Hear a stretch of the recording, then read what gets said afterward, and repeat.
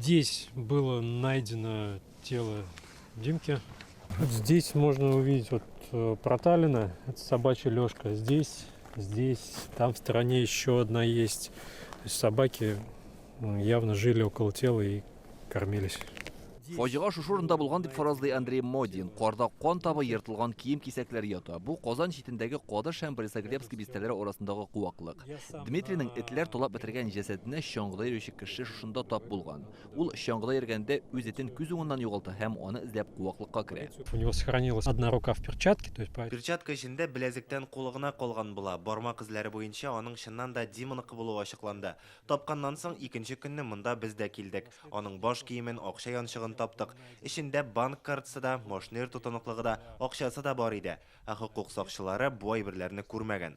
Андрей Модин сөйләве буенча 36 яшьлек Дмитрий Кузьмичев 24 декабрь кичендә иеннән чыгып киткән һәм шуннан элемтәгә кермәгән. 25 числа супруга уже там начала немножко переживать.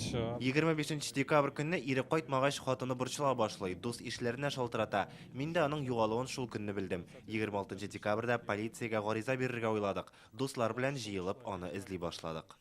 Башта урамнардагы видеокамераларны карап чыкканнар. Банк картасы буенча Казан читендәге кунакханәдә акча түләве ачыклана. Икенче көнне аннан чыгып киткән, кибеткә кергән дип сөйли дуслары.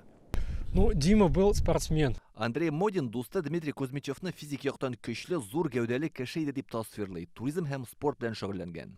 Я думаю, что все-таки, что если он... Минем уйлавымча, ул этләргә каршы тора алырлык кеше. Менә монда таяк та сындырып алып этләргә сугарга була. Алар куркып качарга тиеш. Белмим дә инде, бәлки бара-бара арыгандыр да бик нык туңгандыр. Ул теләсә кайдан адашмыйча чыгарлык кеше иде. Туризм өлкәсендә бик зур тәҗрибәле. Волк не так опасен, как дикая собака. Андрей Ефимов хәлак булган Дмитрий Кузьмичевның хатынының әтисе ул гомер буе аучылык белән мауга. Сукбай эттән барсын да көтәргә була ди. Она не боится огня, она не боится человека.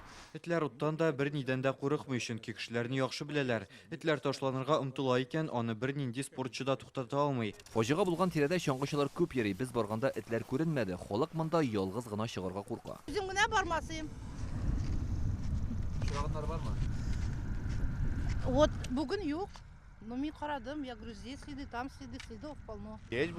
Мин монда җәй көне печән чабам, этләр йөри, кышында күренәләр. Өчәү, дүртәү йөргәннәрендә күргәнем бар. Үзләре усал кебек түгел, якын килгәннәре юк. Хуҗасыз этләрне аулау хезмәтендә итүләренчә, аларга Кадыш һәм Борисоглебск бистәсеннән гариза булмаган. Анда сукбай түгел, хуҗалы этләр бәйдән ычкынып йөри диләр. Раз это частный сектор, говорю сразу, это собаки Шәхси йорт тирәсендә йөриләр икән, ул этләрнең хуҗалары була. Шулай да без аларны алып китәбез. Икенче көнне үк хуҗалары килә дә, ул безнең эт дип алып китәләр. Бу хуҗаларның ваемсызлыгы һәм җавапсызлыгы. Кузьмичевның үлеменә кем яки нәрсә сәбәпче булган? Хәзер тикшерү бара. Кеше үтерү матдәсе буенча җинаять эше кузгатылган. На теле не было признаков насильственной смерти. Аның тәнендә үлемгә сәбәпче булырлык билгеләр юк. Эт тешләгән эзләр бар. Шулай ук ир-атның үзе белән булган әйберләре дә урынында. Хәзерге вакытта берничә төрле экспертиза ясыйлар. Аның нәтиҗәсендә ир кешенең үлем сәбәбе ачыкланачак.